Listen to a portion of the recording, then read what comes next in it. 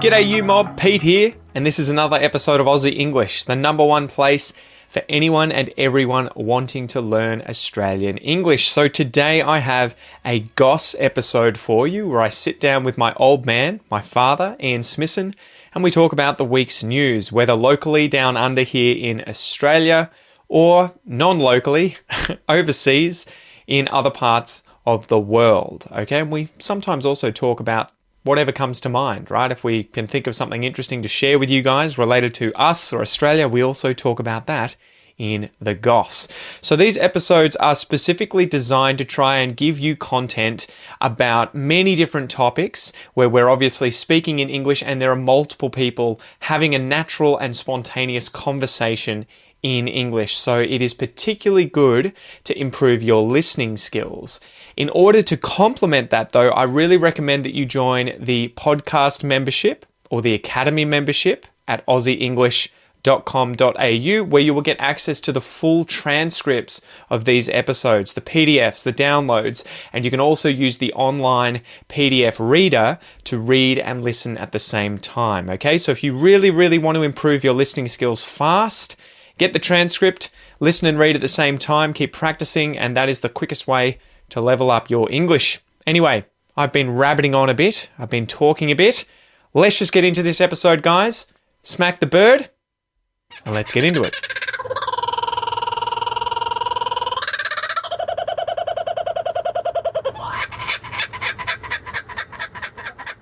Dad. Pete. I wonder how many episodes start with that. Dad. Pete. I always think it's unique, and then I'm like, no, I do it every single time. Yeah, well, it's unique, but repeated. Yeah. Repeat. Yeah, repeat. It's Pete. Repeat. So the Aurora. Yeah. How epic was that? It was amazing. Did that blow your mind? Because I remember It blew my mind because I've photographed the Aurora a few times and I've seen it before, but where you actually have to go and photograph it with a long exposure. What, for longer? We were doing a long exposure when we were there. Yeah, but a long exposure, just to get a vague purpley glow in the sky. The very top of it. Yeah. Yeah, because I guess but this one over the last decade or so, I know you would tell me every now and then, I'm going to go out early in the morning to photograph the Aurora, and you'd come back with photos that would be long exposure and have a bit of the red hue on the horizon.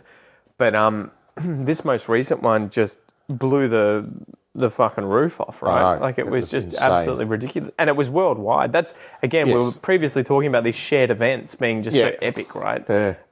Whether it was TV shows all coming out at once or Pokemon Go, but the Aurora was one of these interesting sort of moments in the zeitgeist that happened on social media all simultaneously. And I think... Well, the thing is, it got reported on social media, but it happened. Yeah. It's a natural event that everybody could see. Well, I could see it from my front door. I know. I remember going out there. We go on the back deck and go, look at that. Well, I remember going out there and holding my phone up, and these people walking past with their dog being like, what the fuck is this going on? And I was like, guys, come here.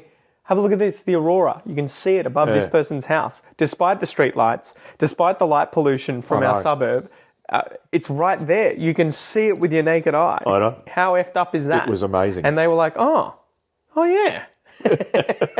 But yeah, so were you initially expecting for it to be as intense and spectacular as it was, or were you just thinking it's another event with the Aurora? Look, because I'm on one of the Aurora Watch mailing lists, so you get notification from the Bureau of Meteorology that just says, we're expecting, there has been an event on the surface of the sun. In 18 hours. So, in the next 24 hours, you are likely to be able to see at high latitudes, blah, blah, blah.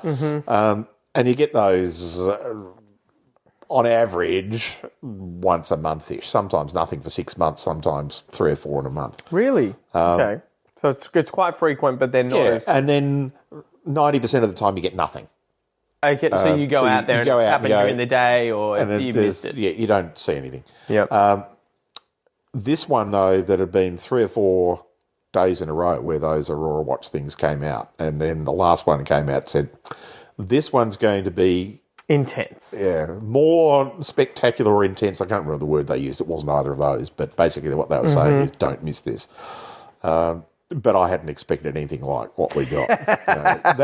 What we got is what you get at 70 degrees north or south. You reckon? Yeah, once that every close few to the years. poles. Yeah, but they only get green. We got reds and purples and green, and it was ridiculous. Well, you wonder what it would have been like at the poles. I imagine it would have just been green but intense. Yeah. But they wouldn't have had that spectral variation across the colours as a result of being further away from the poles. Yeah.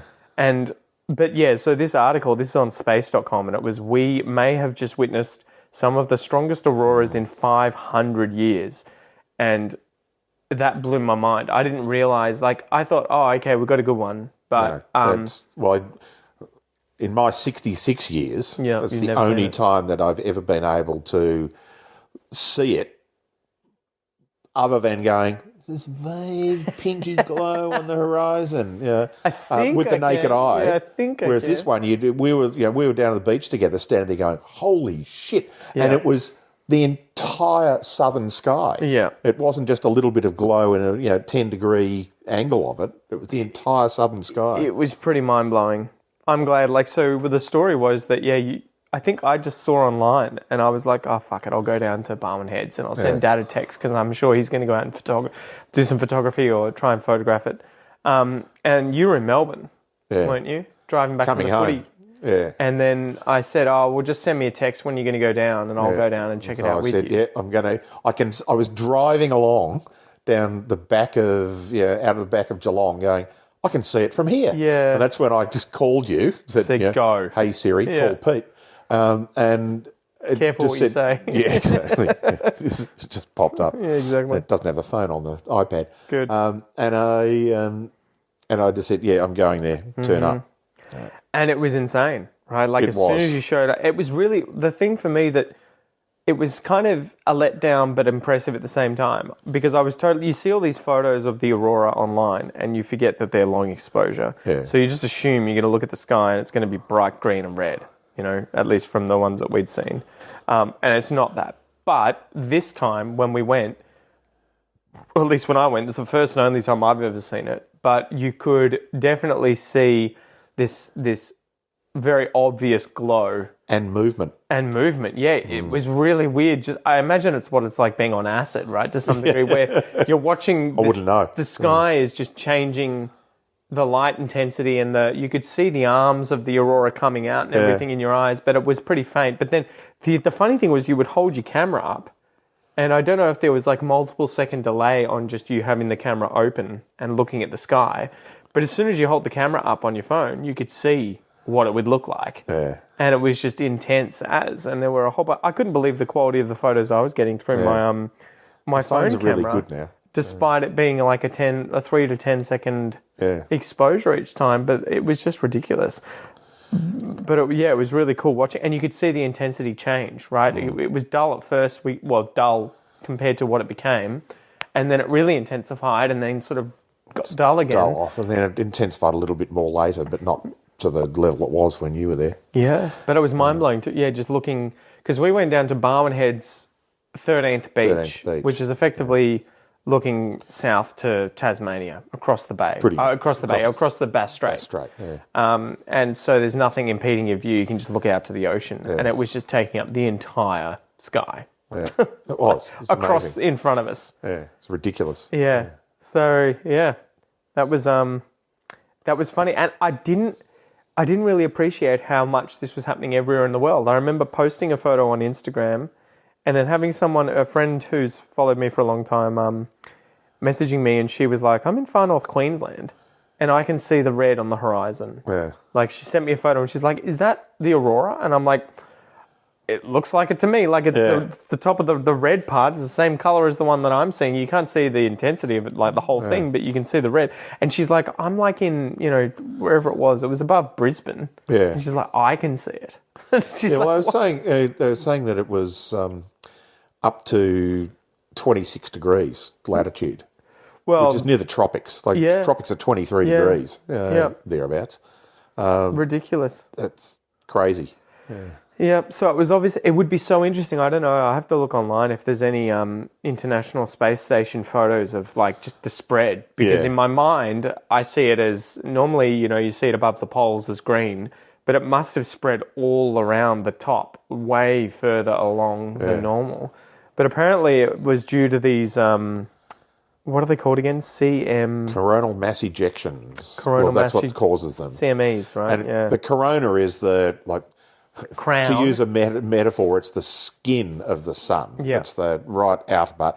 And a mass ejection is just effectively it's a storm on the surface Aren't there of the these sun. weird like rings that appear and then explode out? And it just blows out Yeah. gases and charged particles, and takes 18 to 24 hours to travel the 150 million kilometres to Earth. Yeah. And those charged particles in there excite the particularly gases, but mostly oxygen and nitrogen, hence the different colours, two different gases, in the Earth's atmosphere. But they do it because of the way that it's hitting and transferring through the atmosphere. It is most obvious at the poles. Yep. And Well, that's the magnetic field, right? It's more intense at the poles than it is around the other sides. Yeah. But obviously it was so strong that it was seen much further. into the tropics. Yeah. Well, subtropics. It was funny too. I was reading this article from space.com, and again, this is titled we may have just witnessed some of the strongest auroras in 500 years, published on May the 21st. And they were saying it was funny because it hit Mars, I think, a week later as a result. And it would be interesting again to see photos from Mars because the atmosphere in Mars looks different during sunset and everything. Like the light moves through the atmosphere differently because it's a different thickness and thinner different atmosphere composition. and different composition. Yeah. Almost no oxygen. Yeah, it is one of those things. You wonder what the aurora looks like on different planets. That has any of those they planets have to that have an have an active. Well, don't they have to have just an active? Atmosphere, but active magnetic but it's field. It's the atmosphere as much as anything else because you've got to excite gases. The particles. Yeah, gas particles. To let off light. Yeah. Or to refract it. Yeah. Anyway, really cool. But I had no idea too that it was the most intense in 500 years. Yeah. Well, that really hit home. Well, 500 is the guessing. But that's effectively them saying, well, since records you're have never going to begun- see it again. Yeah.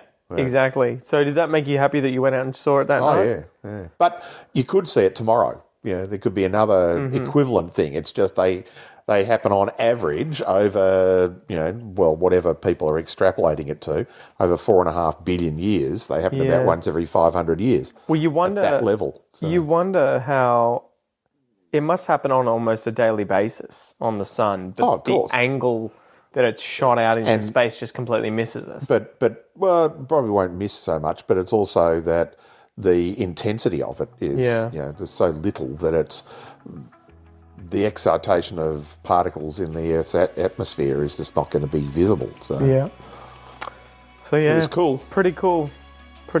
Sorry you guys missed it if you did. I know, and sorry for spamming you guys if you were sick of seeing all these photos from pretty much everyone everywhere about it online at the time. Anyway, thanks for joining us, guys, and we'll see you next time. See ya.